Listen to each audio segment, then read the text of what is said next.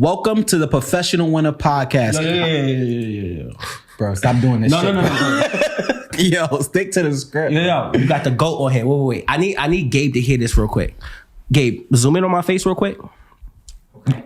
You good? Yep, I got you. My mac and cheese will kick your mac and cheese's ass. Y'all serious, bro? Go behind the camera. This is a lie. This is all bullshit. Get the fuck. Yo, how you make your mac and cheese, bro? Better than yours. No.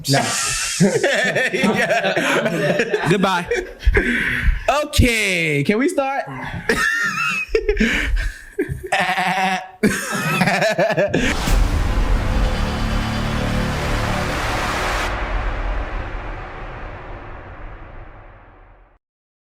Welcome to the Professional Winner Podcast. I'm excited for today's episode. I got my brother, my main man, Imani Bruno with me today. What's up, bro? How you doing, King? What's up, man? Let's get into it. I've been trying to get you on this podcast, but you know, New York City snowed us in. Then you got COVID, and then you got this. Whoa. He got COVID. Nah, man. I got sick. I got positive, so no. You know what I'm saying? He done had COVID 7 times, even though the test keep coming back negative. But what's up, man? What's good? I'm glad to be here, man. Finally be here. Finally. Good to finally be here. What am I talking about? Yeah, so let's get into it. We're going to go straight into it. So who are you? Break it down. Let's talk about the Imani, not the actor, not the rapper. Let's just go into who you are. Start from the beginning. Okay. No.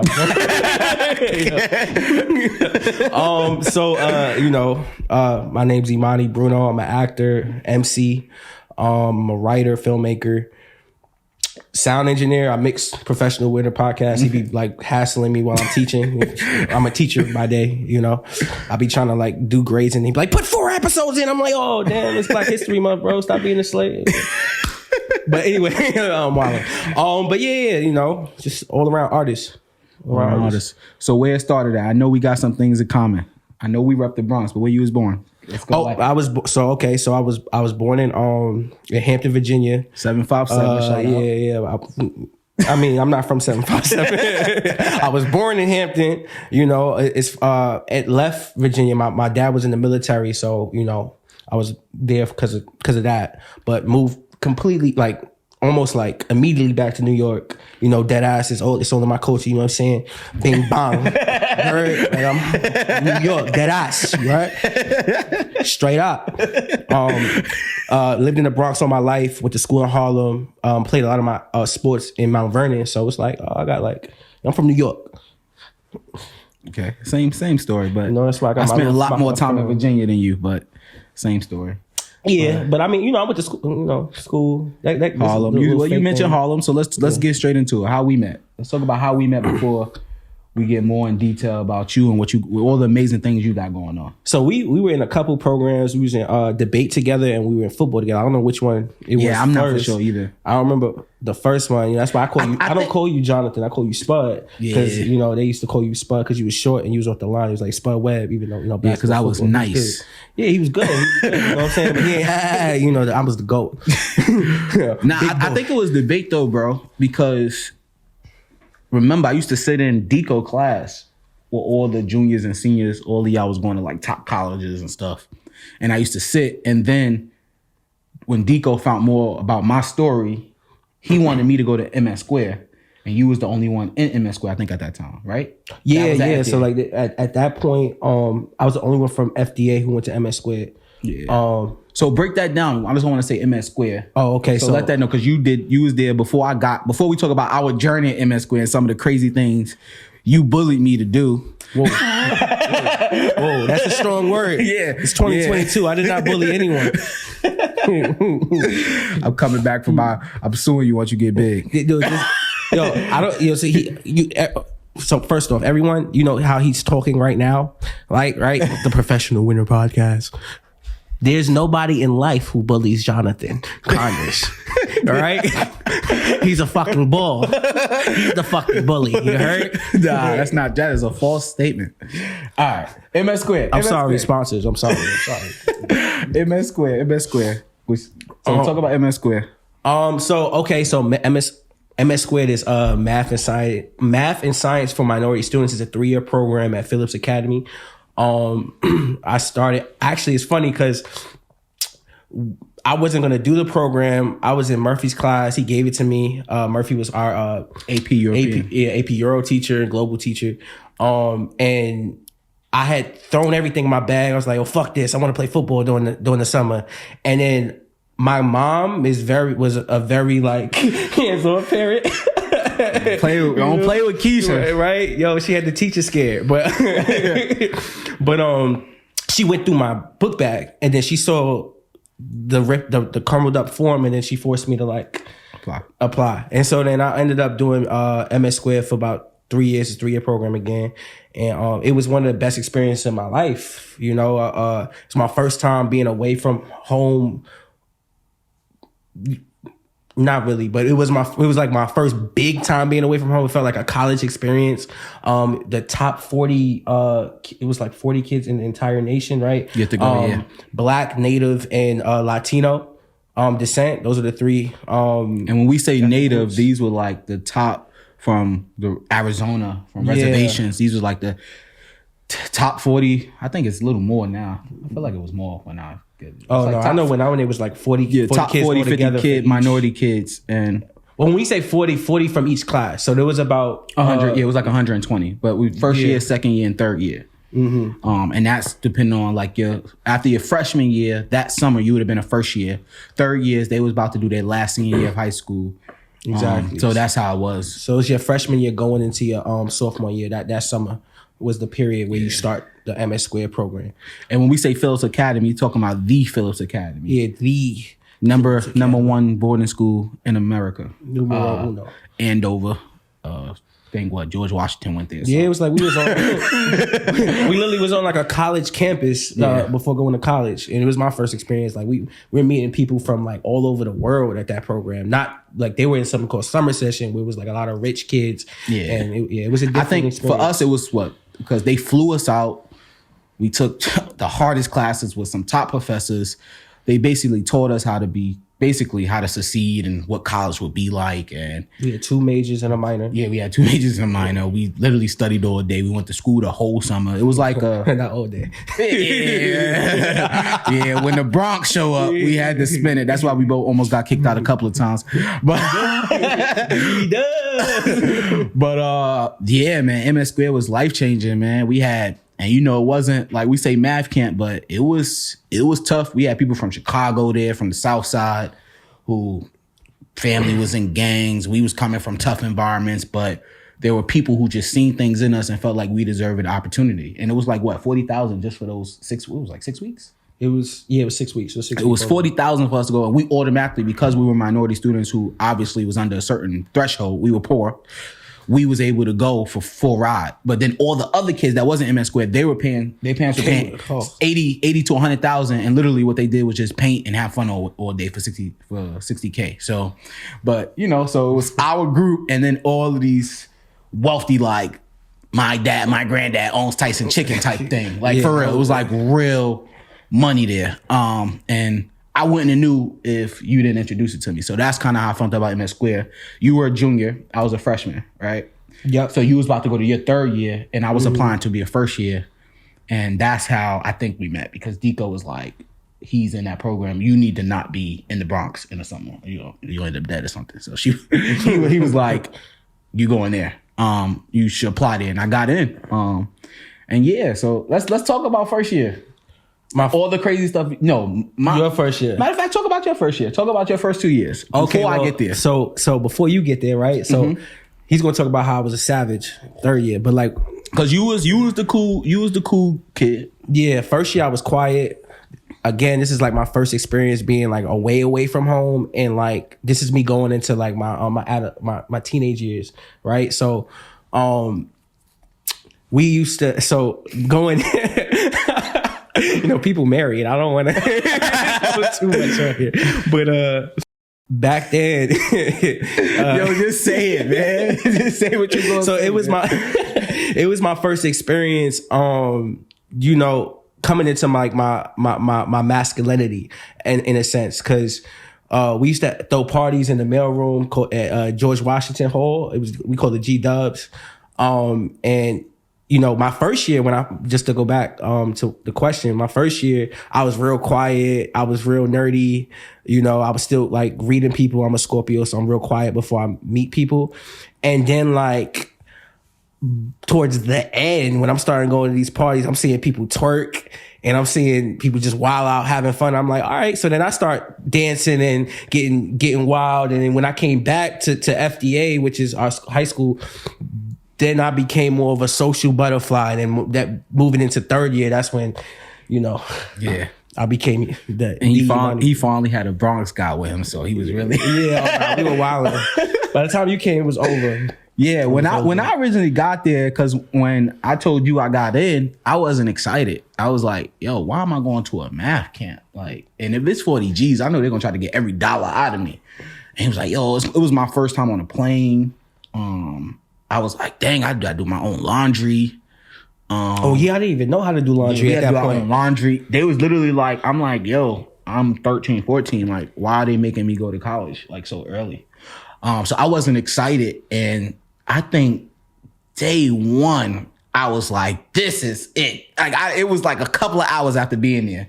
You know, obviously you grabbed me. You like, all right, this is my little brother, blah, blah, blah. Mm-hmm. And what hall was we in when we first got there? It was all those couches. It was like all glass. We comped there. We went down the stairs. Bro, I'm old. I'm older than you. I don't remember the names. Remember where the buses pick you up, where everybody crying when you I don't remember names. Only thing I remember is G Dubs because I was catching all the twerks. I think it was at so I learned how to catch it when somebody throws it back at me at nerd camp. So we get there.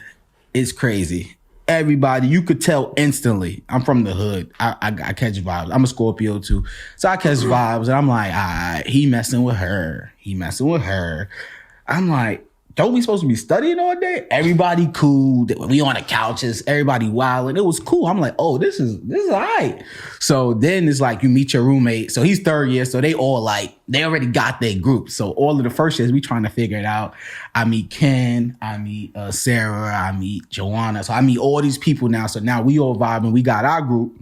Then we get introduced to our classes. I'm in C classes. Don't know why. I was in C classes too. It's the FDA thing. Yeah, so it's levels. It's A, B, C. And it's crazy. Like, I feel like for my class at least, all the black kids were not in C classes. So it was I think. I was like the only like black kid in C classes. Yeah.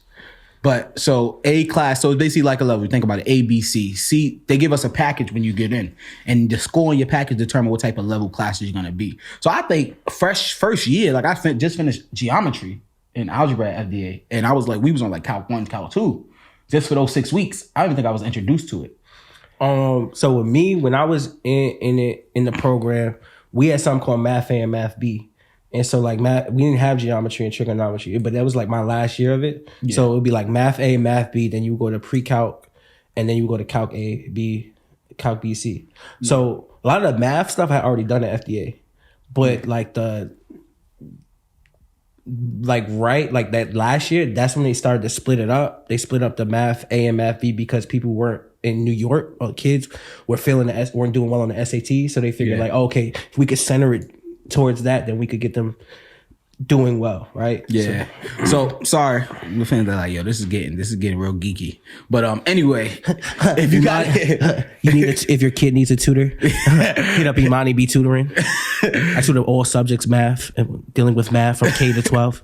But I'm dead serious though. Like, nah, yeah, we gonna put it somewhere on the screen, man. We'll put it. What are you doing, bro? Anyway, if your kid is a freshman in high school, we're gonna put the link in the description. MS Square is a life-changing program. Pretty much all of us end up going to top colleges, things like that. But it's also a fun experience. But let's get into before you move on, socially, like these are some of the best, like the social development of MS Square too. Like I went into this program thinking like, all right, again, it's gonna be like a nerd program. I'm about to just be doing mad work over the summer. Some of these relationships, most of these relationships are long-lasting relationships, right? Like to this day. I remember at the end of MS Square, by the end, I'm like crying, like, we were singing that, what's that Boyz II Men song? End of the road. End of the road. Yeah. You know, it was when we graduated, it felt like us graduating. I remember laughing at y'all. I'm like, yo, they wildin'. They ain't crying, bro. Like, I'm from the Bronx. They bugging like this. My eyes wet. that hurt me for I was crying for like a good week, 2 weeks. Yo, I literally just got back from Dallas a couple of months ago. Only reason we was there was just all MS Square. We literally just had mad fun. We went to Texas. Like, that's still some of my family. And you got to take into consideration a lot of people in this program.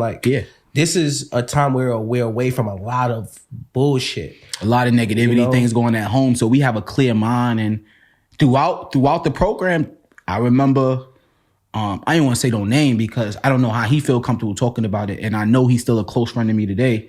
But I remember his brother being in the gang in Chicago, and then they cut him up while we was in a room together, crying, screaming, crying. Like, so, even though these are bright people, we were still, for 6 weeks, we got to escape the world.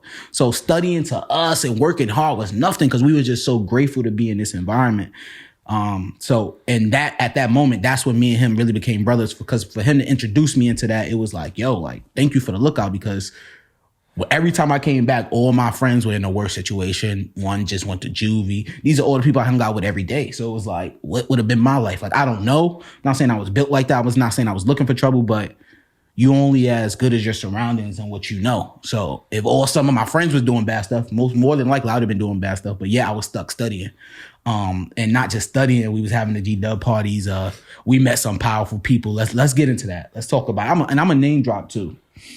He rich, so you can't get nothing from me. You can sue me if you want. But shout out to my boy David Green. Let's talk about this, Imani. You could talk about it because you have an entirely different story in my head. I just know that a dude didn't want to give me pizza, and I'm just like, why you don't give me pizza? I think the cafeteria closed like 5, right? 5, 6? Yeah. It was buffet style. It's like a college, right? We got unlimited meal points. We the broke kids.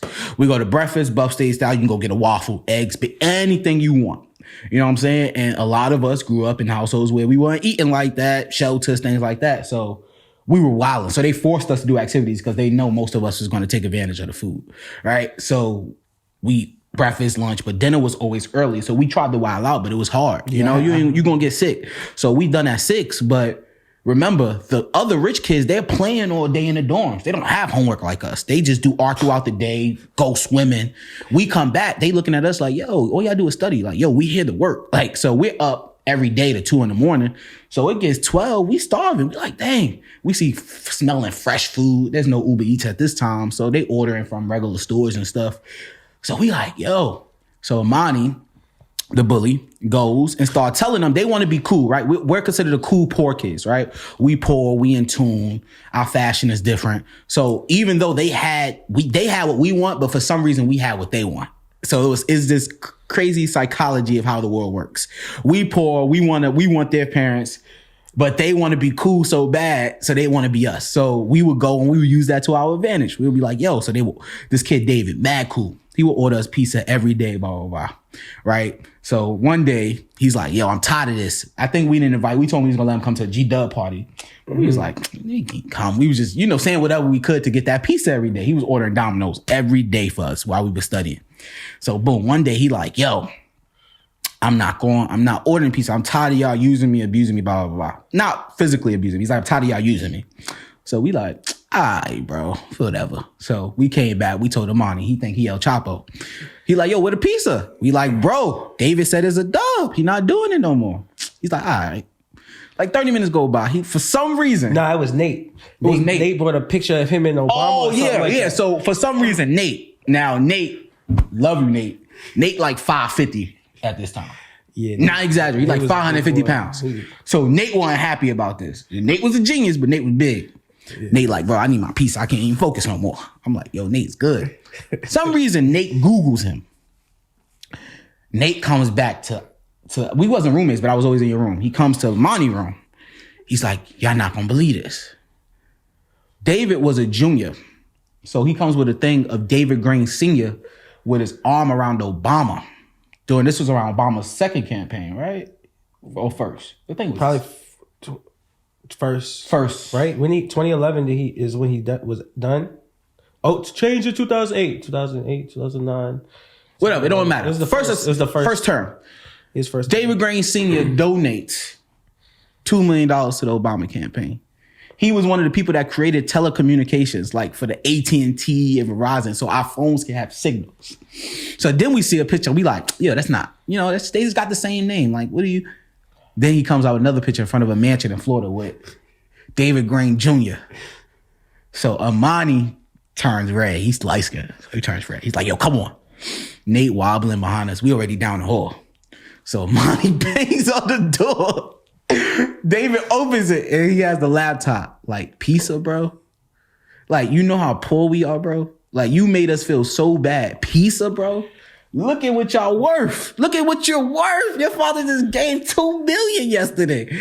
And I'm just like, I'm at this point, I'm not even mad. I'm just like, can I get your personal number? Like, I'm thinking connections at this point. I've always been business minded. Yo, put your head down, bro.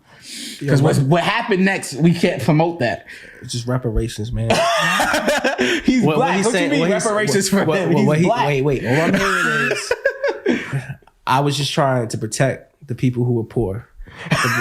Those black and brown faces that were hungry and starving. I told another brother who was affluent to give back to his community.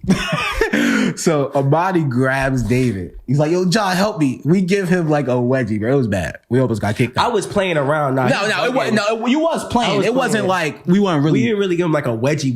Like, people FDA used to rip people's drawers. It was just like, yo. But that's different. I took him by his shoes. You can't compare us going to school in the middle of Harlem. Bro, I tickled him. Bro. We was tickling him. We wasn't doing it. Yo, you're wild. David was laughing. It wasn't like. It wasn't like. Don't make it seem like we was beating up a kid. Nah, Imani was. See? Imani was mad big. David was. Bro. David big now too. But David, he was probably like 90 pounds. Imani lifted him up with like one finger.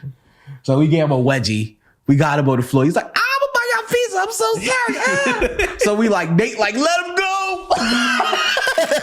Yo, real talk, me, you and Nate was like you were the fat boys. Yeah, we were the fat boys. Yeah. So he like, let him go. So we got, all right, pizza came 30 minutes later. We all friends again. Then he got mad at us again because the picture, we see his whole family. So Imani every day, yo, how your mom doing? He like, yo. Nate tried to talk to his sister. Imani talking about he want to talk to his mom. So then he ended up hating us again. But that was crazy, bro. That was like some of the stories and stuff like that was happening at MS Square, man. Man, I was a child then, man. I'm not like that no more. Yo, so, all right. That was our MS Square journey. That's how we originally met. We went on a tangent. Now let's go back to high school, Harlem Hellfighters. Okay. So then that's when you got me. You knew I was going back and forth between Virginia. You knew I really wanted to play football. So then you introduced me into that. Yep. So just to talk about everything. Talk about coach, everything that happened with de Blasio. Tell it all. All right. So like just before like the Hellfighters, like I started football in Mount Vernon for the Mount Vernon Razorbacks.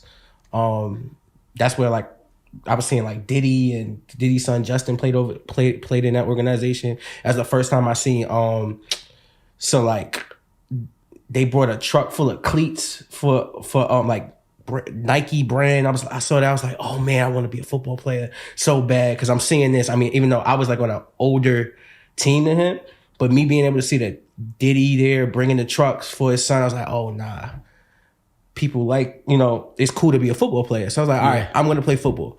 And so growing up, I always wanted to play football. And then my mom brought me in fourth grade. She brought me to the library, said like, athletes get hurt. You need a backup plan. And so that's when she brought me to the library. And in order to shut her up, I looked in the books, and I saw something about engineering. I was good at math, so I was like, oh, I'll be an engineer. And so I always knew I was going to play football, but I would use engineering to get me in school, and then I would like just do football. But now, just bringing it to Hellfighters, linking it, I went to FDA, which is a middle school all the way 6th grade to 12th grade.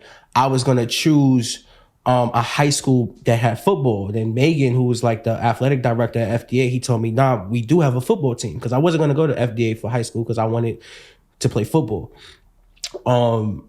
the biggest thing with my mom wanted to make sure that like academically though I was still being challenged, and so there weren't a lot of like programs where you could be academically challenged and still play football. You know, other than like I was going to like a private institution. Again, I didn't have the money to really go to like a private school. So, the Harlem Hellfighters. So Duke Ferguson, Coach Duke. Shout out to Coach Duke. He came to New York City. He would play for the Cowboys, all sorts of NFL teams, and he came back to Harlem and he realized there was no football. Also had an MBA from Harvard. Yep. He realized there was no football in Harlem for like 60-something years. And so he created a program for, you know, students in the PSAL in Harlem to be able to, you know, play the sport. And, you know, this is a lot. That provided a lot of opportunities for people to go on to, you know, college. And later on, we had one person go to the NFL. But my experience with the Harlem Hellfighters, my freshman year, I played for a minute. I had to stop because of injuries. But then they got kicked out of the PSAL because they had like a game in Staten Island, and on the bench it said and say what it said. It said go home niggas. We usually don't use that word on the podcast. We try to stay away from it, but I think that was appropriate in context. With the ERS, niggers. Let me not say nigga. They, but yeah, so my coach saw that. He immediately told all of the kids to get back on the bus. They left, and then he brought it to the news. After that, we were kicked out of the PSAL, and that was like my freshman year. I come back my sophomore year, and they said that they're gonna promise us games, putting us back in the PSAL,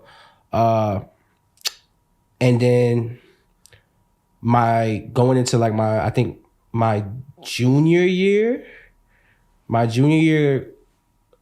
coming back from MS Squared, I got an email, a letter in the mail from Bloomberg. Yeah, and excuse me, I think I said what happened with de Blasio. It wasn't de Blasio. It wasn't de Blasio. Excuse me, I misspoke. It was Bloomberg. It was Bloomberg. So Bloomberg, we got a letter in the mail saying that the Hellfighters are disbanded. If you want to be a part of the Hellfighters, or if you want to play football, you have to go to George Washington High School, which was in Washington Heights. So I called my coach. I'm like, yo, what's going on? What's happening? And then, long story short, you know, Bloomberg was trying to get control of the team. And then we ended up going to court to like keep ownership of the team. And me and a lot of the other athletes signed 40 affidavits to go to sue the Board of Education to get our games back. It was... Yeah, I wasn't playing. Yeah, at that time it was like Assemblyman Keith Wright, Governor Patterson. We was all on the same side, and we were suing the Board of Ed, Bloomberg, and someone else. But when we actually came, like I left, I didn't go to school that day. I remember I had my suit on, my church suit on, had my tie. Went down there,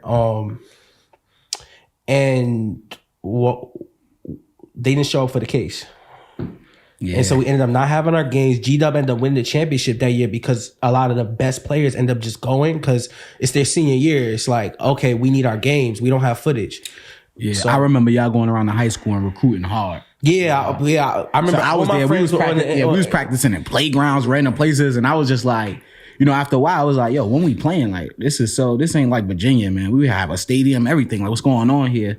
And I didn't even know, to be honest, like I wasn't really a part of that whole process because you was there from day one. I was kind of there later on when there wasn't no games. We were just practicing. But that's crazy. And there were so many students who lost out on opportunities because adult egos. And, you know, it's still sad to this day, you know, that we didn't have games. And you tore your meniscus doing that. I tore my meniscus at MS Squared. So we could get into that. Like, so my third year, I wasn't trying to go to MS Squared because Coach Duke wanted me to go to the All-American Combine down in Texas. And then my mom was like, no, you're finishing MS Squared. You're finishing MS Squared. You need to finish that program because that's more important than football. So Bat. Yo, what's good? That's that crypto gold, baby. You ever heard of it? Nah, what's that? Well, let me tell you, man. You got to go to lazy.com/jconyers or Rarible.com/legendary crypto goat. Bang, bang, bang, bang, bang, bang, bang, bang, bang. Yo, so I think my fist was out of frame. Y'all see it, right? Black power. But yo, I'm sorry. nah, with your football though, man, you had a lot of. We're gonna get more in detail to it. You tore your meniscus. We're gonna talk about your career at college. But I know, man, I feel like that was your passion, but God has always somehow made it very difficult for you. Don't elaborate on it. I know you're ready to go, but every step of the way when it comes to football, He has made it hard for you. And I want to lead that with acting, music. How did that journey start for you? Had to do that away from the mic. I had to mix this shit later, you know? But so I was always introduced to the arts from a very early age because my mom is in performing arts. Yo, stop. Shout out to Keisha. He done talked about this black, everything you hear. Stop touching the mic. You're like, there's somebody gonna be mad at her. You're like, yo, stop touching the mic. Every time you've said something is led back to my mom. I wanted to do sports because you never knew you was gonna tell your meniscus twice. But mom told me I needed to read a book. I needed to think about education. You was gonna go to that camp. Mom told me I needed to do MS Square, which more than likely led to your 14 college acceptances to some of the top schools in the world. We're gonna get to that. Then again, mom. Shout out to Miss Keisha, Black Queen. I'm sorry I'm calling you Keisha. Do not hit me when you see me. Miss Keisha, because you keep relating back to it. She did it by herself, alone. No, she had grandma. Shout out to grandma. Shout out to grandma. You know what I mean by that. She was a single mom who did her thing. And not just you, even your sister, very highly educated, NYU grad in her acting world. Y'all both highly successful. So I just wanted to take the moment, Black History Month, to shout out a Black queen. I'm sorry to interrupt you, my brother. Continue. You good. I was like, preach on, preacher. I done forgot what I was going to say. What was the question? Are you talking about getting into the arts? I know you was probably, and how your mom led you there. My mom got me into it early. You know, it's funny. She took me and my sister when we were real young. I think my sister was like 2, 3, and I was like 4 years older than her, so I was about 7. Took us to audition for this acting agent place while we were young, and I was scared out of my mind. I ended up like being stage fright, just sitting there, you know, crickets. But we continuing on into my FDA years. My freshman year, she got me and my sister involved in this off-Broadway production, Victims of the Zeitgeist. It was a play about Martin Luther King's life, and that's what really got me interested into acting professionally, because that was my first professional set that was on stage. So that's what started me into acting, and you know, I was doing spoken word as well. So my mom has always been a poetry guy. Yeah, I mean, like even at MS Squared, I remember I again, like first year I was shy. I was doing singing. I can't sing, but I was a part of the singing part of the culture sharing. But as I, you know, started to develop and be more confident in myself, I started to write a lot. I was always into writing and poetry. And so that's what really got me into the music. And ever since then, I just kept pushing. Even in my UVA days, I was just doing acting and music. I was skipping my engineering classes and writing strips. Like, it's just something that I love to do. All right, talk about the guy Manchild though. Like, let's go from the beginning.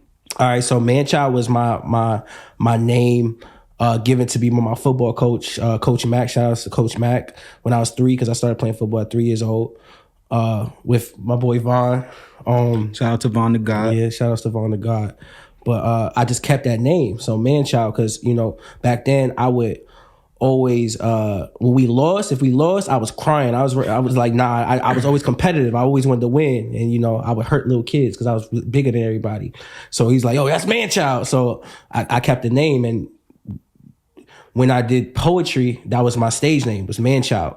Acting, I keep my name Imani Bruno, but when I was doing poetry and later on music, right, when I first started out with music, Manchild was my name, and that's where it came from for football. So, you know, the plan was always to do football, then go into acting, and it was just all intertwined. Football ended up not working out, but.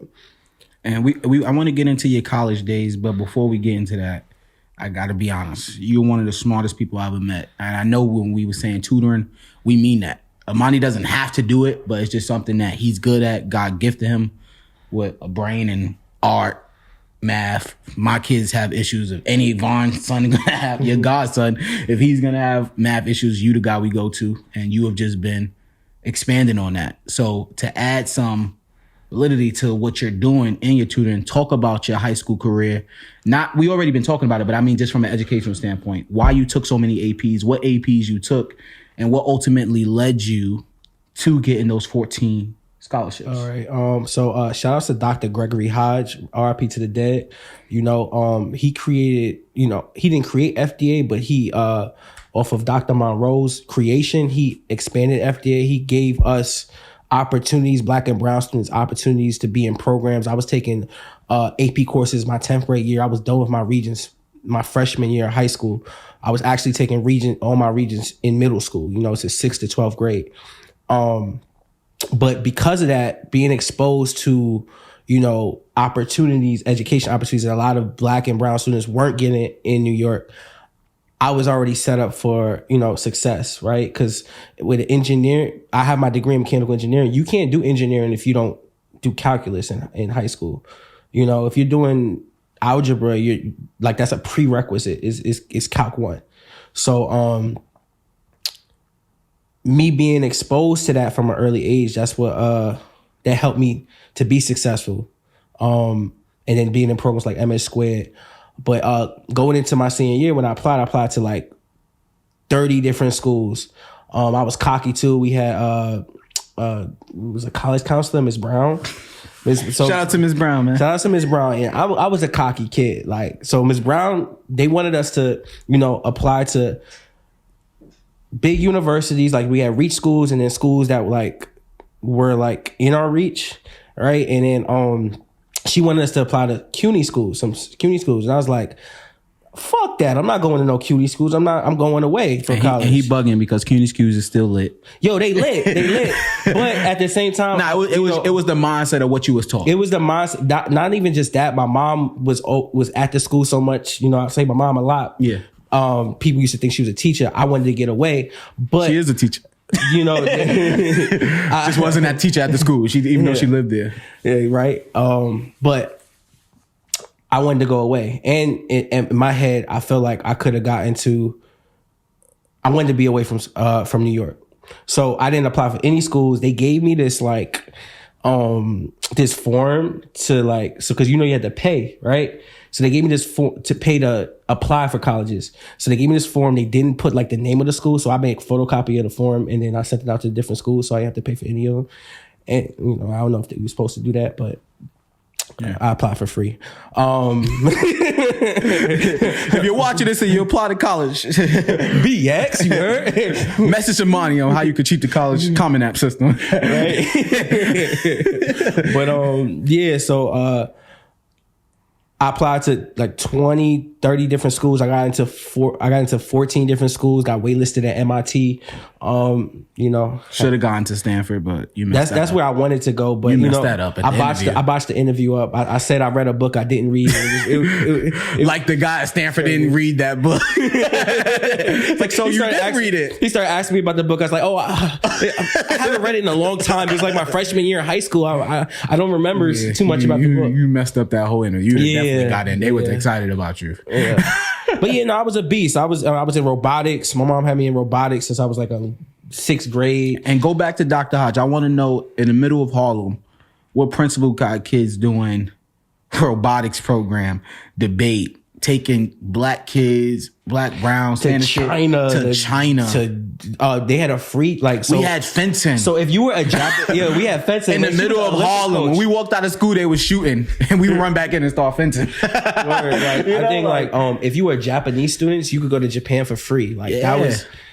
It was crazy. Our school was. We was international languages. If you signed up for Japan, they were gonna send you to Japan. Yeah, it was crazy. And this was a public school that anybody could have went to. It was you know, and we had our problems too. Dr. Hodge was staying out there in the cold. It could be snowing. Why you tie like that, young man? Go back home. Oh yeah, nah, he was sending people home. If you didn't have the blue and white, you don't have a belt on. You think you gonna, as a black man, you think you gonna come and present yourself like this? Why your belt is not on? You gonna wear a suit and no, go home. I'll be waiting for you right here. You gonna come back, but you going home. Like what? It's a snowstorm. Go home. Every year we had to read these summer reading books, and we had to read the narrative of the life of Frederick Douglass. And that was so powerful because it's like, you know, it's this one quote that if there is no struggle, there is no progress. Like regardless of where we go, you know through the struggle, like in order to progress, you have to struggle. You know what I'm saying? So like just to be a professional winner, you can't be a winner and not, you know, struggle. Yeah. You know, people are scared to fail, but you got to just jump out there. You got to do it. And that was the thing. You know, you come from certain environments where you're just so used to a way. And to open your eyes to what the world is, even debate, you know, we going to Regis, like we going to certain places and it's like, why me? And then we're succeeding in those places. It wasn't like I'm going to put you in this environment and make you fail. You know, I'm going to make it tough for you, but I'm going to show you how to be a winner. And you know, there's all types of rumors out there. Maybe he cut corners, maybe he did things, but he did that at the expense of us. So broke some rules, who cares? It benefited me, and me and you are not in a position we in. We're probably not even sitting in this chair without him. So shout out to him. Mm-hmm. I'm always going to protect his legacy, and I'm always going to have love for him. Because when I wasn't going to FDA, he sat down. I'm fresh out, just got in trouble, was having issues, and he laid the rules down for me. If you going to come to my school, you going to after school. You ain't going back to Webster. You ain't going to be chilling with this person. Let me find out. And it was like, yo, you think you my dad? I am your daddy. That's how he was. I am your daddy for these next 4 years. I'm gonna be the best daddy you ever had. Yeah, no, Hodge. I remember Hodge. I used to always be told, yo, football, help us with the Harlem football team. He's like, no, fuck football. Yeah, that's the only thing I didn't agree with him at. He did not want us. He was like, all y'all black kids want to play sports. Yeah. No. He's like, go play lacrosse. He's like, you going lacrosse or you going fence? Yeah. He was straightforward though, but he loved his job. He loved being there for students. He had a bed in his, he will sleep there. Yeah, like I remember when I got into, he will sleep there. I got a full ride to UVA, University of Virginia, and then like they announced it on the speaker. Well, I ran down to Dr. Hodge's office. I was like, yo, I got into UVA for a full ride. He's like, what? He started running. He big too. He huffing and puffing. He's like, yeah. We running through the halls and stuff because at that time nobody from FDA ever went to UVA. So we got into like MITs, but no one from. And it wasn't just you got into UVA. You got in on a full ride to go to be an engineer. At I know everybody talk. UVA is, you could call it an Ivy League. That is no small thing. So yeah, man. But yeah, Doc, and then Doc gave us great teachers. Like Doc was always trying to get great teachers. I'm surprised you ain't named the Bianchi. Okay, Bianchi, man, that's my guy. He was our robotics coach. Yo, that was like that's like another Bianchi one. was like teaching 40 APs at one time. Jamula was the guy who was teaching. He was teaching like AP, Calc AB, BC, Physics B, Physics C, AP Computer Engineering. This is a high school, in the middle of Harlem. There was like the AMC test. Not the new Harlem, not the Soho, whatever y'all trying to turn Harlem into, which we ain't gonna do that. No. This is like, it was war outside. Deco bringing us to Harvard campus. We was kids. Yeah. We was kids running on Harvard, running to Harvard parties, turning Harvard parties up. But we were like, "What are y'all doing?" Remember? Were you there at MIT when we went to the party at MIT? No, I wasn't there. Bro, they had formulas in the party. Yo, I was like, "Nah, we not doing it." They thought we was like sophomores in high school. They thought we were like, "Yo, these are the new freshmen. You guys are fun." We was like, "Yeah." MIT wildin'. We had like Mr. Bramble. Like a lot of people say they didn't have black male teachers. We had tons of but a lot of people don't. We were privileged. Yeah, we were privileged, and we got to see a lot of black men in power. We got to see people from all different phases of the world. Transgender. We was taught a lot of things, and I'm not going to say at all the time our school was susceptible to it. We had issues with some adults in our school being susceptible to change, but we seen a lot and we was exposed to a lot. And nobody who went through FDA during our era, I don't know if it's the same school now. Things change. It's a lot of rumors that it ain't what it used to be. But that's on us too. If you an alumni FDA, that's on us to bring back that culture. That's on us to give the respects back to Dr. Hodge and support us and be alumni. We do have the FDA scholarship. You know, I gave a good amount of money last year. We got to donate. We got to give back. In the legacy of Dr. Hodge and the legacy of all of us who was privileged to go to the school during that era. But shout out to FDA. Let's get to UVA. Okay, so now you on a full ride to UVA. That's the school you decided to go to. Yeah, full ride to UVA. I got into Carnegie Mellon. I waitlist at MIT. Got into a whole bunch of other schools. I decided to go to UVA, and then I wanted to go to either Howard or UVA. Because I went to Howard's campus, I felt like it was a different world, you know, like to show a different world. And I was like, oh nah, like HBCU vibes. I really want to go here. And I know you probably still regret that. You love UVA, you alum. I met a lot of my closest friends at UVA. The only thing with Howard, my tuition would have been paid for, but I would have had to pay for room and board. Whereas UVA, they pay for everything. So it probably was better. I learned how to be an adult, how to pay bills at UVA. How to finesse your refund checks. Well, back then, I wish I'd have known you back then. You know, we be talking about stocks and stuff now. If I'd have known the stocks then, boy, I'd be having some money right now. Bitcoin. But, you know. Yeah. I would have had you right back then. Yeah, back then. But it was a great experience. Some of my closest friends I met at UVA. It was a traumatizing experience going to a PWI. I actually left a year before they did the Tiki Torch thing on Charlottesville. You know, that's my school. My school had the Tiki Torches. There's a lot of underlying racist things that went on down there. It was the first time I ever been called a nigger by a white person was at UVA. And again, I hope I'm not over speaking for you, but it's not something against UVA. We're not coming at UVA. Just like in every university, every PWI, you know, the people... I know we say the people make the school, but we can't judge individual actions off of a whole university and what they stand for. So This is no flight against UVA.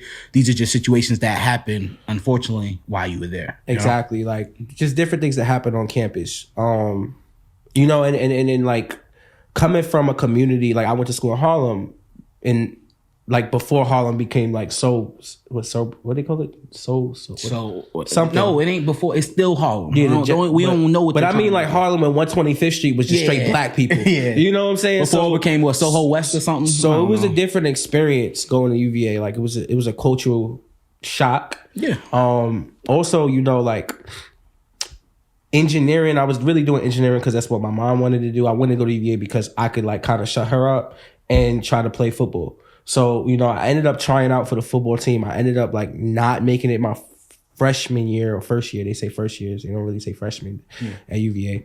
And then I went and did rugby for a minute to stay in shape. So, because I was going to try out for football again. Then I got hurt. Tore your meniscus again. Man. Tore my meniscus. Football became done for the most part. Now, I'm going to get personal. And you know we always got to do is professional in a podcast. So... Now, you're doing the major you don't want to do because you want to take care of mom. You made that promise to do engineering. Your dream of football at this point is looking like it's over. You know, 2 torn meniscus, trying to be a walk-on to a D1 school in the ACC.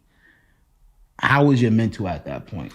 It was messed up, you know, because, you know, football has been my whole life. I always wanted to play football. So, you know, my senior, well, not my senior year. I had to stay an extra year. But my 5th year, I was depressed because I had lost my scholarship too. So, you know, financially, I was trying to figure out how was I going to survive. How was your health? How was your mental? Yeah, I gained like 100 pounds my last year. I was like 370 pounds by the time I graduated UVA. Wow. But did you? You know, something, but something that, you know, something that really kept my mental up was that I was always doing devised pieces. Shout outs to Lady T, Teresa Davis. She was my African American studies teacher, and she was always pull me, and that was like my mom on campus, and we would always be creating devised pieces. Like we went to the Reston Virginia Theater Association. We performed at what is devised pieces? Because I don't even know what that is. Who? Oh, devised pieces is just like we're writing pieces together. So it's not that one writer; it's like multiple writers creating. For like acting or so it's scripts. So scripts. you were acting at UVA? At UVA, I was acting. So that's when I was getting into my writing bag. We created devised pieces. A couple on campus, one for the Martin Luther King Jr. Walk on Washington 50th anniversary. anniversary. Why would I say anniversary? That sound like Mike Tyson. Anniversary. Yo, shout out to Mike. Don't play Mike on the pod. Yo, Mike, no problem. I just left Brownsville yesterday. No problem. Another goat. But so yeah, we created a device piece there, and that's what really forced me to really know, like, okay, I really like acting, because I was skipping on my engineering stuff to do that stuff, right? And so like I'm in class like writing pieces, and she brought us to the rest of Virginia Theater Association. We're the only all black cast of, like, because there were different schools there. We were the only all black cast. Then we created another device piece. It was at a TEDx Charlottesville. So it was at the Paramount Theater, hosted over 1,000 people. That was my first really big performance as an adult. And it just got me excited. So that kept my mental up and kept me grounded in knowing that, like, yo, acting is something that I really wanted to do. So I got to bring this all back in. I'm sorry for interrupting you earlier, because I know Keisha. So you're supposed to be engineering. You cut in your class to act, right? Mm-hmm. You gain weight. You're gaining weight. You're not happy. You're going through a lot. How was that process, explaining that to your mom that, you was in shape your whole life too? So I know that took a mental, for you always play sports. How was that process, basically saying, I'm flunking out of engineering school because I haven't been going because I hate this, and this is what I want to do? Well, second year, right? So my second year at UVA, I was, so I guess sophomore year, for those of you who don't know what second year is. See, I'm a math tutor. Anyway. But I was like, no, I'm leaving engineering. And I told her I was going to leave engineering. And then she had every male in my family call me on the phone, like, you're not leaving engineering. I was like, I'm going to be an acting major. I'm going to be a drama major. I'm leaving. And they said, no, you don't have the privilege, because you don't need a degree in acting to be an actor, even though there's a lot of fucking work to be an actor. There's a lot of work. Don't just think that you're going to just be Denzel, right? It's a lot of fucking work. And so that was the story. Like you're from the Bronx. You don't have the privilege, compared to a lot of the affluent students at UVA who if acting doesn't work out, they can always get a job or an internship with one of their uncles, their rich uncles. So, I forgot the question. Nah, that was it. But so your mom was not happy. Oh wait, okay, yeah, okay. So back to that. So before we go on that, I want to talk about the privilege thing, because I think that's deep. I remember my brother Justin one time. I think I just got into Stony Brook Med School. I think I was already working at NYU. And I was really thinking hard about it. And I was kind of sad because I already kind of made up my mind. I knew I couldn't go to med school. I could go to med school. I got in, but I was just like, I don't think I could go. My daughter was already 5. I just had a baby fresh from the NICU where I didn't know what direction her life was heading. And I basically, at that point, I would have, even though financially I would have been there, I would have in a way let Nikki, she would have been a single mom. I would have been gone. I would have had to dedicate a lot of time, and I would have gave up a 6-figure salary. And my brother said basically what your uncles were saying. You don't have the privilege. Mm-hmm. He was like, I'm so sorry to tell you this, and I know you may not agree. Your life, you're not meant to be a doctor. Mm-hmm. It's like, you're not. He said, we didn't grow up to be doctors. We grew up to do what we're doing now, be entrepreneurs, make $100,000. And now we can prepare our kids at such a young age to be that, to educate them on how to use protection, to not be a teenage parent, to not worry about that. Their worries and their stresses, we're going to laugh about it in private because they never going to know what it's really like to struggle. He was like, what you have done, you have succeeded already. Being a doctor, that ain't going to validate you no more. But that's not what you, and I was like, I don't want to just be able to offer my daughter a black card. But it's because I was like, I'm not going to go just to make $50,000 more to be a pediatrician or something like that. If I'm going to be a doctor, I got to be a surgeon. That's the only way that's going to balance where I'm at in my life right now. Yeah. And it's so sad for people who grow up like me and you, where we always stuck with those situations where most of the time we're not happy. We talk about mental health. A lot of us ain't happy. We don't like what we do for a living because society has taught us, I can't be mad at Miss Keisha. I've spent all my time raising this black son. You got into almost every top college in the world to tell me that you're going to take a risk like that to be an actor when I know you're guaranteed $150,000 if you just continue to listen to me at the finish line.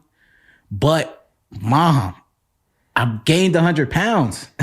Mom, I hate myself. She didn't realize that till she came to the school because I wasn't going back. I was staying. Mom, I hate my life right now. What about me? You think when I have your grandkids and I'm so disgusted at the choices I make, you think that's not going to rub off on them? You think I'm not going to have attitude problems? You think I'm not going to take that frustration out on my spouse or them?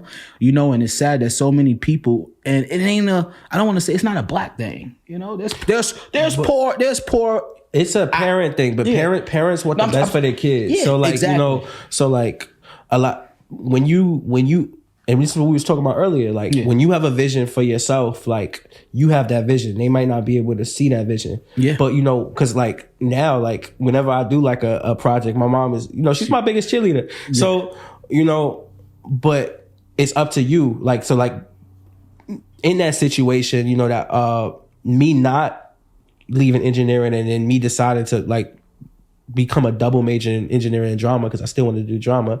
I did that just to shut them up. It made me stay an extra year. I ended up getting a couple loans because I had to stay that extra year.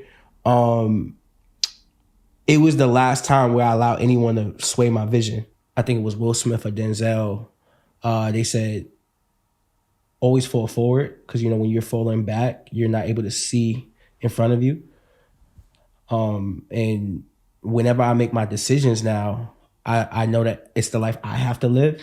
So, you know, at the end of the day, I have to live with it. So I make the final decisions. I might listen to people, but knowing my purpose and staying grounded in what I want to become and who I want to become, ultimately I force myself to make the last final decision and don't allow people to sway me from my goal. I respect that. That's deep. So let's talk about this because I know you was in some powerful program. You learned from some powerful people after you finished your career at UVA. But let's talk about that weight loss journey. Okay. So again, I was like 367 pounds when I, you know, came back home. Family members would look at me in my graduates like, who is this kid? Like my grandmother was like, oh, this is not my grandson, right? She said she was thinking it in her head.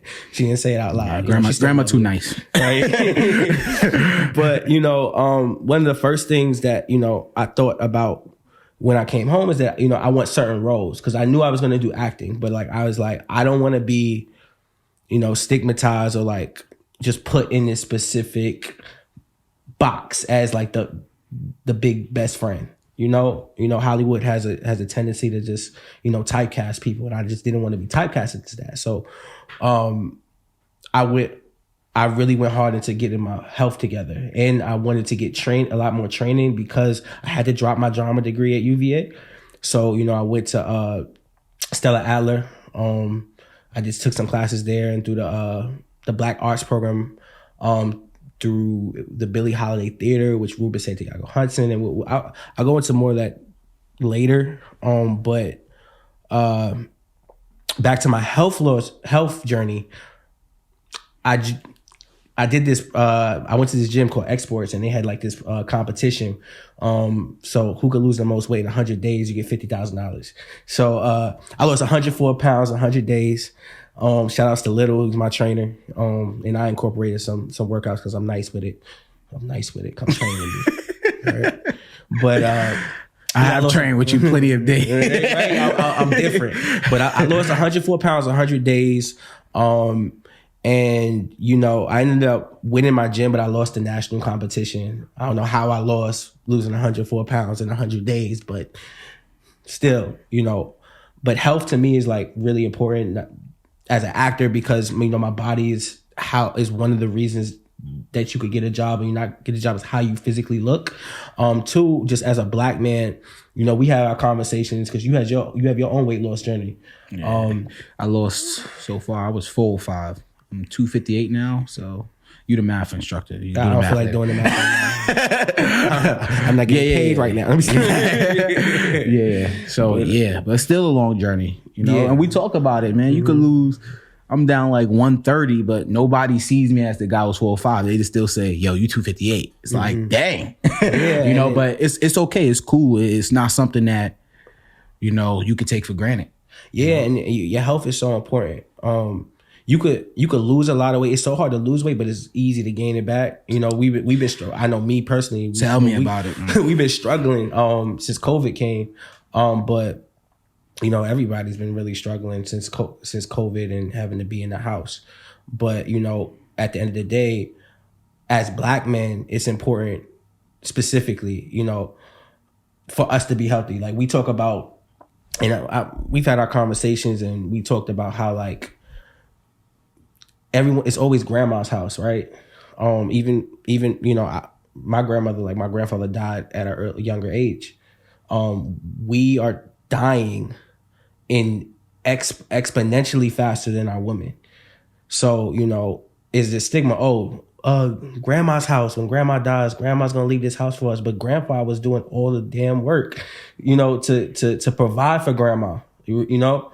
So it's like, and he's not stereotyping. We're talking about like just the old school saying. Yeah, just the old school, the dynamic from women now is killing it. Yeah, really, it's probably really gonna be grandma house. Yeah. Y'all doing y'all thing. So he's not, just want to make that clear, because you know sometimes you say something, people try to throw you in a box. He's just saying an old saying. But I'm saying like just the social dynamic of like the Black household and the structure from like the 60s and the 50s, where like the men and we still, you know, are looked to provide for our household, and we are nothing wrong with that. Yeah, but like our mental health isn't taken into consideration. Our physical health isn't taken into consideration as well, because we're in food deserts. We're not learning healthy eating habits.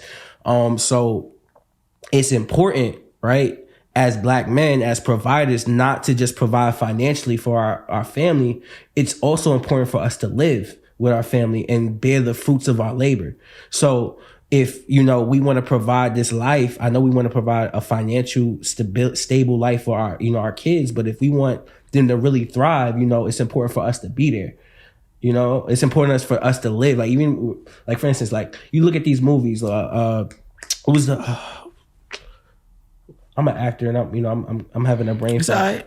It's a lot of movies in the world. Raising the Son. Okay. Raising the Son, right? And so, you know, the father dies and then they get the check from his death, and now it becomes grandma's house again, right? But he worked so hard to provide for his family, but he wasn't there to be with his family, you know, in the end. And you're more valuable to your kids, to your wife, to your grandkids alive than just with memories and money. Presence is important. Yeah. Like presence is so important. And I mean, that's why, you know, we were so privileged at FDA, because we had people who were present for us. Like, and we had people who looked like us that was present. And that's also very important. But yo, I commend you on it. The journey is, like I said, it's just part of the journey. We took some steps back, we took some steps forward. We ain't never going back to 360 and 400, I'll tell you that. Oh yeah, definitely but, not. You know, it's part of the journey. But when you did lose that weight, ultimately you start to see things happen in your acting career. So let's talk about that. Your training, what you did after you graduate, after you lost that weight. Yeah, so once I lost the weight, it was all right. So I was training Ruben Santiago Hudson, and that was through the Black Arts program. That's through the Billie Holiday Theater in Brooklyn, and Stella Adler. It was a partnership. I got into the first program, which was over the summer, which would have been like a 6-week intensive. I couldn't afford it. It was like $3,000. I ended up re-auditioning and getting in for the winter immersion, and so it was like a whole week, and it was the best experience as far as like an actor that I've ever been in. I was around so many powerful people. I saw Sonia Sanchez, this little woman, come into the room and just be like a giant. Everyone just be quiet and just like bow their head to this woman. She was so dynamic in her presence. But that program was run through her, Ruben Santiago Hudson, who's a 2-time Tony Award winner, Stephen McKinley Henderson, Michelle Shea, and Auntie. Felicia Rashad. Oh, Felicia Rashad. Felicia Rashad. I don't know how I messed up Auntie's name, man. You know, I definitely know Felicia Rashad. Right? So yeah, Felicia Rashad. Those were the founders of the program, and they wanted to create a program, you know, for Black artists. Those some powerful, some powerful people, man. And it was like, so you know, we graduated from PWIs, predominantly white institutions. For those of you who don't know, but it was my first experience being on a campus, and after post my college career, and just be around Black people, right? Black creatives. And it was an enlightening experience. Like, you know, it was different from like my time at Stella Adler, which was great, by the way.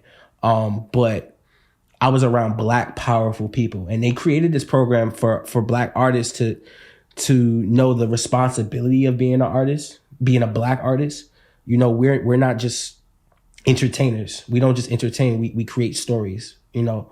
And so I learned there that, or was reinforced there, that we have to come from an Afrocentric lens where we create our stories, because we're storytellers.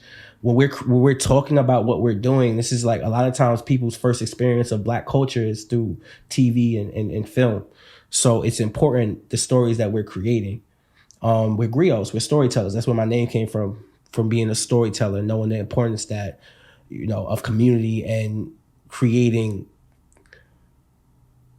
Ruben Santiago Hudson, he said the biggest threat to white supremacy is through Black love, right? And us having control of the narrative, controlling our own stories, creating for us, by us.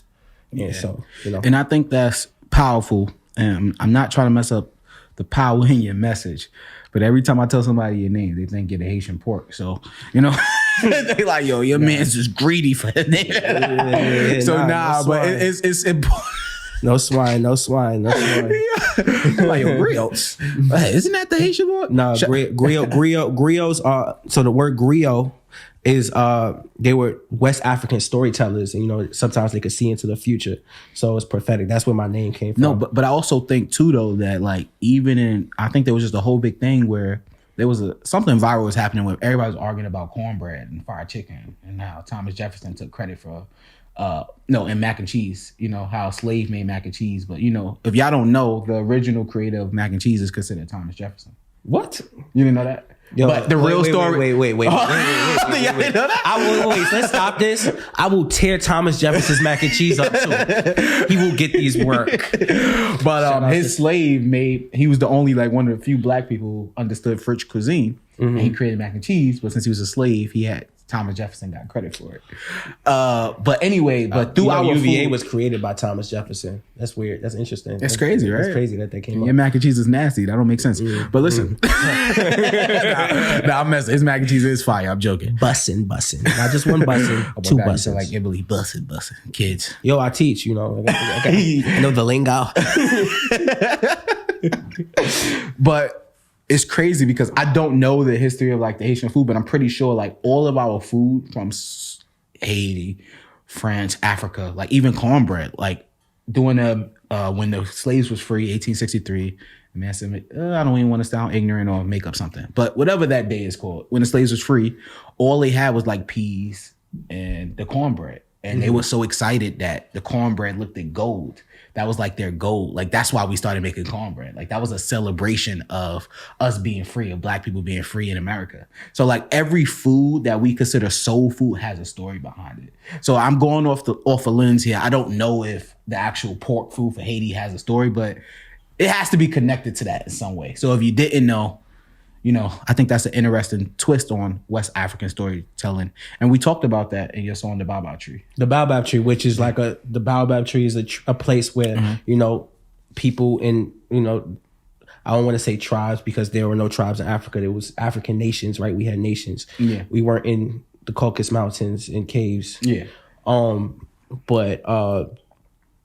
This is where like we would have these stories and we would meet and speak about, you know, what was going on. These prophecies would happen at the Baobab Tree, you know. So, but you know, back to my experience, that was the most like life shaping experience, and it reinforced that, you know, this is my purpose and fight for your purpose, because I was able to, you know, perform there, and then I received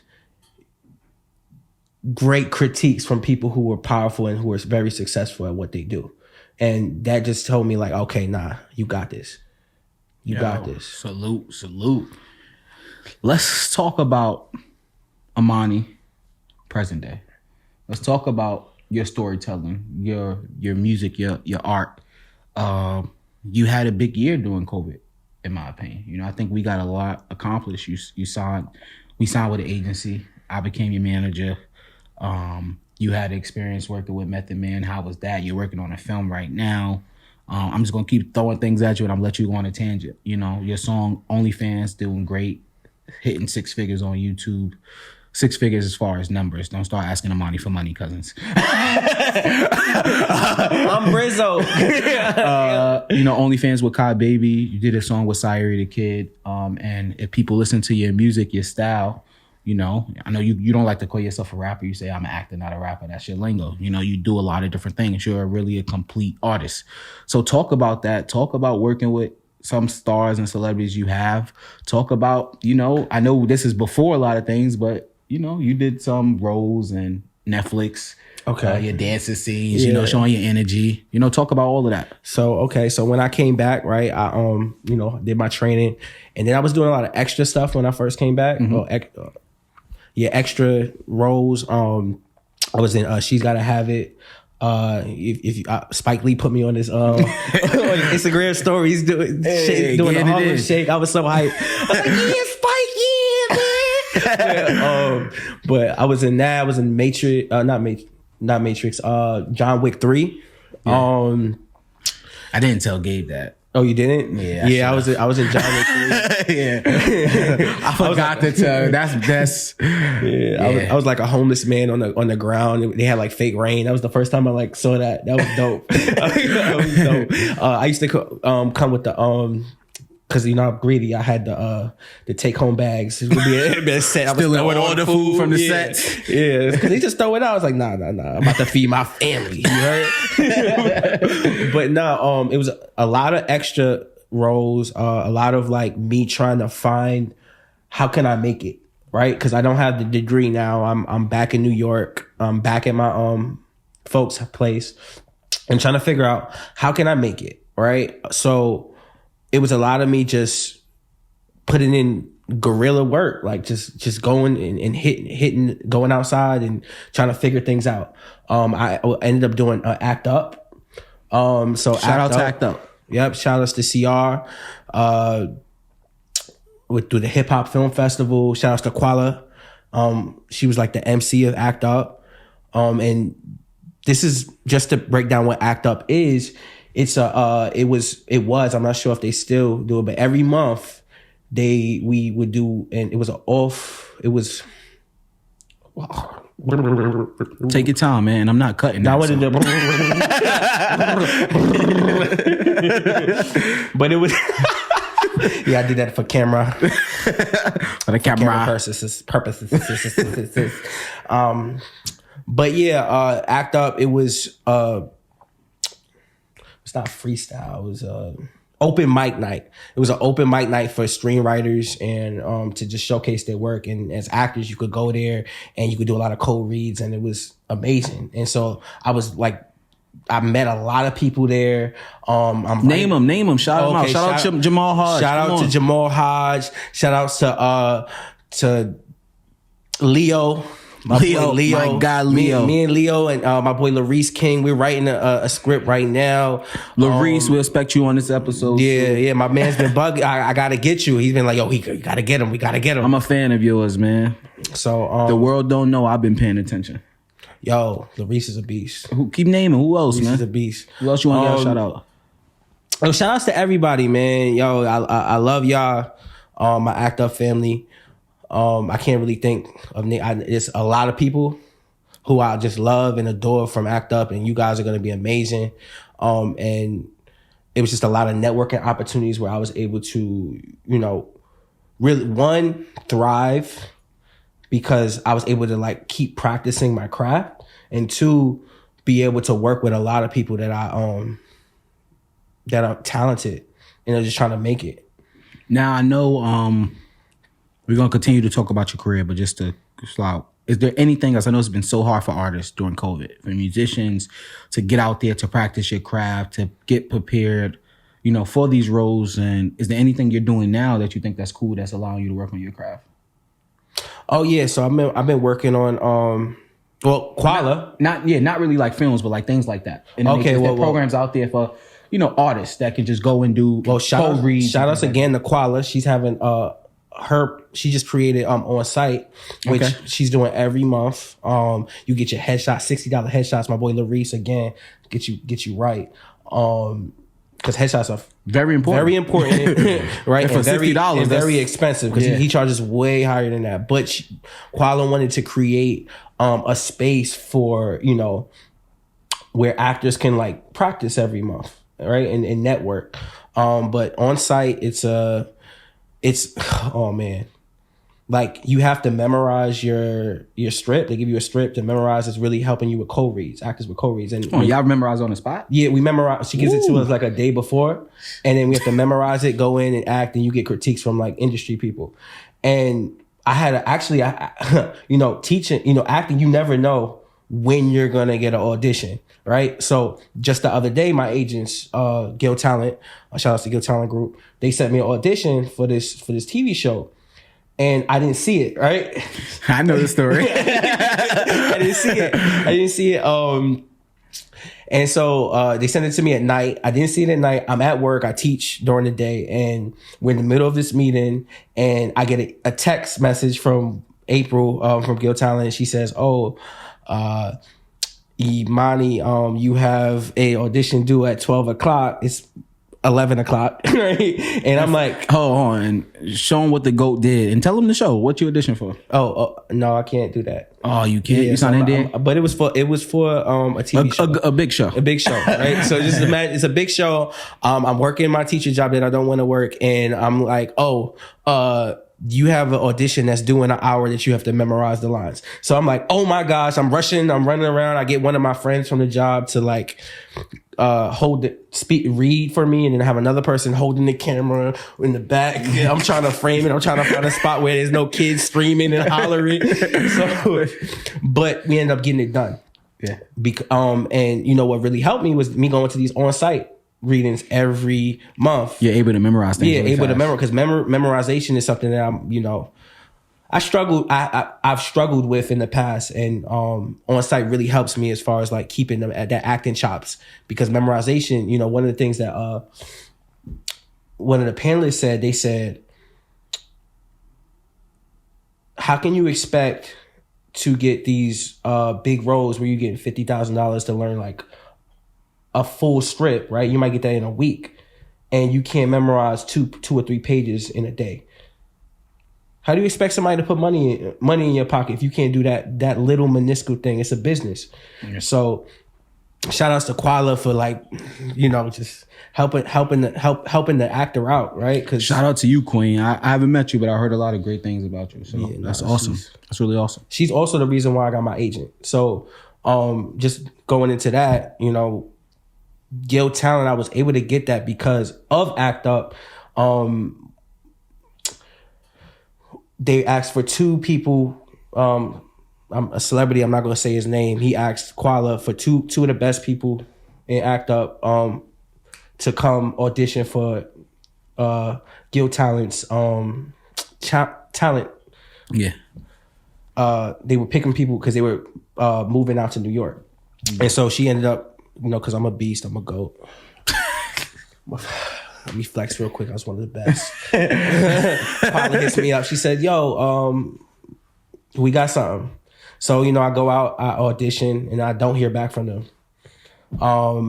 And so then I'm like in a state. I remember all of this. Right. So I'm in a state I'm like, damn, like like at this point, like I am trying to look for a job because I need work. I need money. I'm like 20 something. I'm basically going towards 25 now. Like, yeah, I'm not 25 yet, but I'm inching towards that. So, dang, hold on. We've been with Gil for that long? Was it? Nah, you was older than 25. It's been 2 years.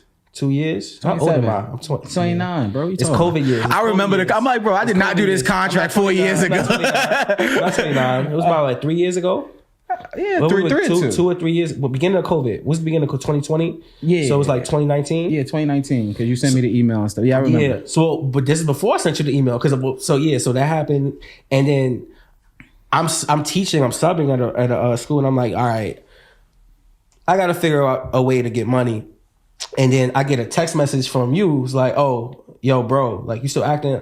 I'm gonna manage you. This all happened at the same time. You're right. Because I think you got Gil like a week after me and you signed together. Well, Gil had hit me up before you hit me up. Yeah. And then they didn't. I didn't check my email, but I didn't hear from them for like a month. So it's like, damn, I guess I don't got it. And then you hit me up. Was like, I just got the deal. Yeah, you got. He was like, yeah, you got the deal. And then I was like, he was like, oh yeah, I'm gonna manage you. I'm like, what you mean? You a doctor? He's texting me. I was like, what the fuck you mean you gonna manage me? But I was like, let me hear him out. So, we end up calling you, and then I tell you my story, how, I'm trying to get an agent. I just got some headshots. I'm trying to get new headshots. And then, he tells me his story. And then you played me Vitiligo. Nah, we wasn't up to that yet. I didn't play you with Vitiligo until we were signed. No, bro. It was like a week after that. But so wait. So we signed. We do Guild Talent, and then the next day when I tell them, I don't know about this acting, I might get away from acting. I check my email. Guild Talent sends me the contract. Headshots next day. Yeah. Then we sign.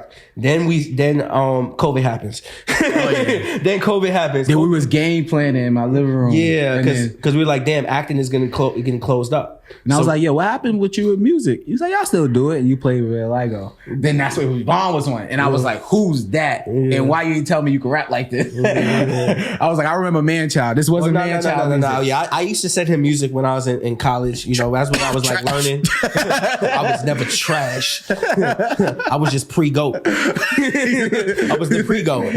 But I didn't know about mixing and mastering back then. Yeah. So like I had to, in which I learned by, I bought a lot of my own equipment and I just was learning. It's a craft. Even music is a craft. I was studying greats. I was creating 5 hooks a day because I wanted to be good at what I was doing. So, when people were trying to get into this career, into acting and art and music, understand that it's work. Like and one of the big reasons, I say I'm an actor, not a rapper, right? I really don't. I'm from the Bronx, you know what I'm saying? So like that's the beginning of hip hop. Stereotype. And so when I say I'm not a rapper, I'm an MC. So I would say I'm an MC. And just because I'm a part of the culture. When you talk about hip hop is not just music. It's not. It's a culture.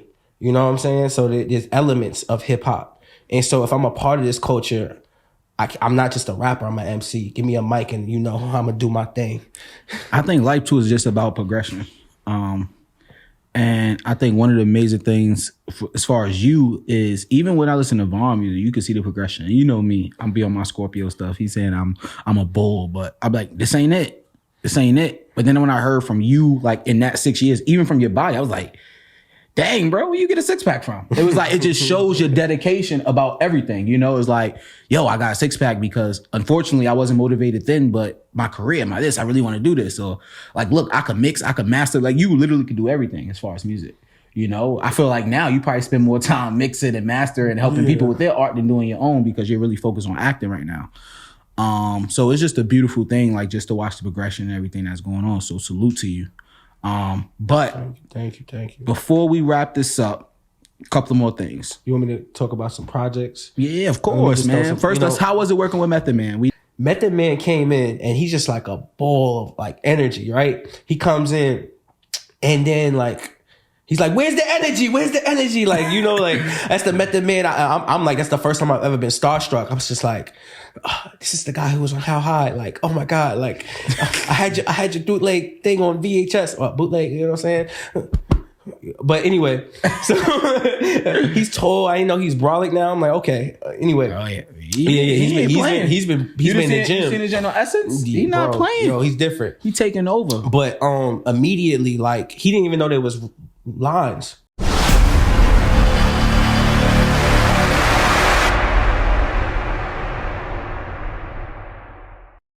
Shout outs to John Lee. John Lee tried to tell him his objective, and Meth was like, nah, I need to do the work, right? I know the scene objective. He didn't say it like that. He was like, nah, you know how this goes. And that immediately showed me how much work he did as an artist, and inspired me. Because, I know him as a rapper, one of the best that ever did it. I'm sorry, an MC, one of the best that ever did it. And to see the work that he's putting in, it made me, look at myself like, all right, you gotta put more work in. That's what it takes to be great. So, yeah, my experience dealing with the Wu-Tang. That was awesome, bro. Right, and then actually being in the scene, like he ended up coming at my mom in the scene, like your fake mom, your actor mom. Yeah. He ad-libbed some stuff. It was crazy. It was amazing to see like somebody who is like in their craft doing it, like actually do that in front of me. It was just like, oh my god, this is what I want to do for the rest of my life. So, speaking of doing it for the rest of your life, what's going on? What are you doing right now? What projects are you working on? I know you're working on a lot, but just tell us the ones you want to talk about. So right now I'm working on this film, Junie, written by KJ Marin. Shout out to Kim Marin. I don't know why I did the KJ. That's her Instagram. But shout out to Kim Marin. He didn't even say her name. He said her at. Right? 2020. But that project's been amazing. That's my first big role as I'm like that main antagonist for it. Follow Junie the movie on Instagram. That's gonna be amazing. Spell it out. At what? Spell it. At JUNIETHEMOVIE. Okay, right? We'll put it in the description. And yeah, that strip is amazing. It's being shot and directed by Strip. Follow the Strip. That's his Instagram handle. Yeah, and my homegirl Kyah Destiny. Shout out to me for that. Shout outs to Kyah. We have projects that we've done together. We Professor Black Teach.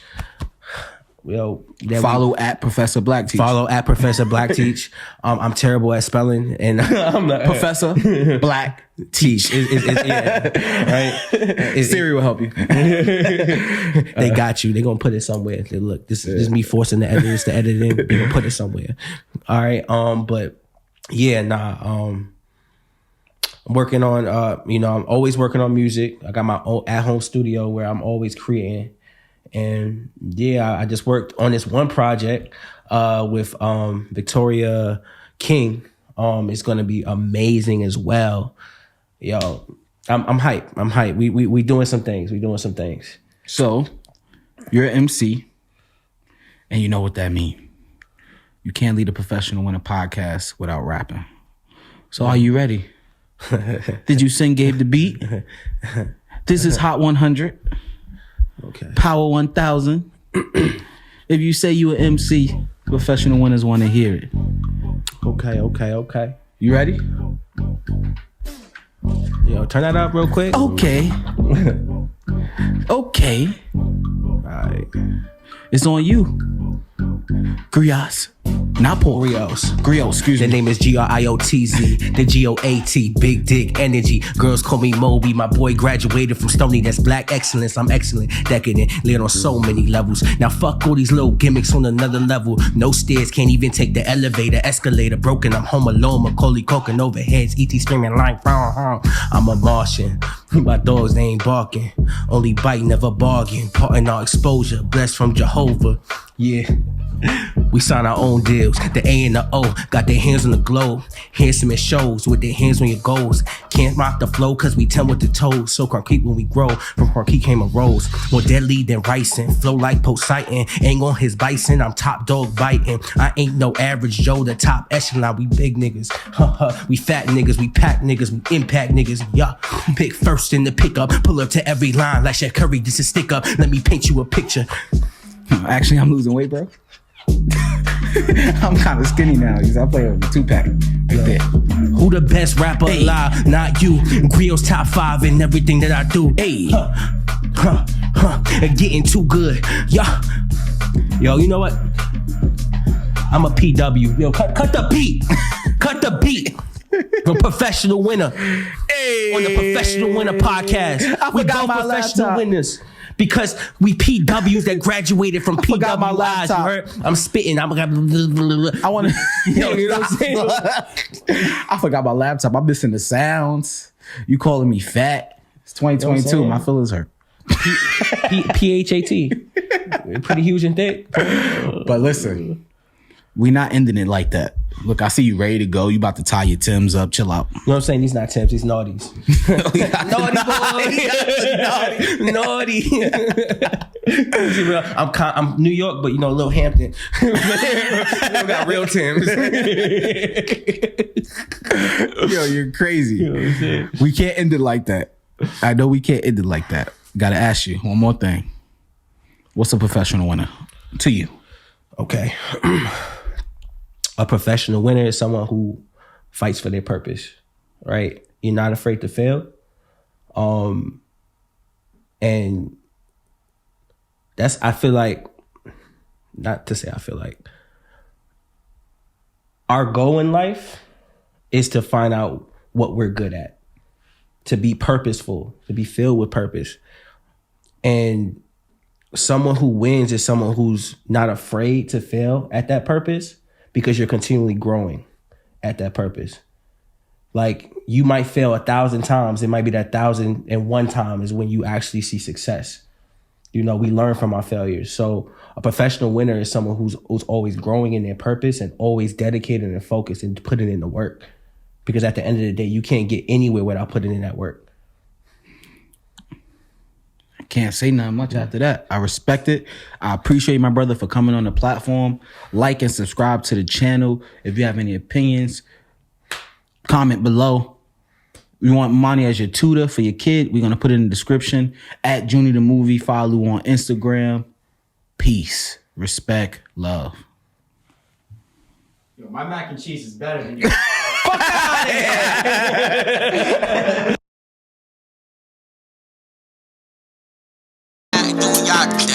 Go get that money, girl. Go get that money. Hey, put your hands in the air, do your money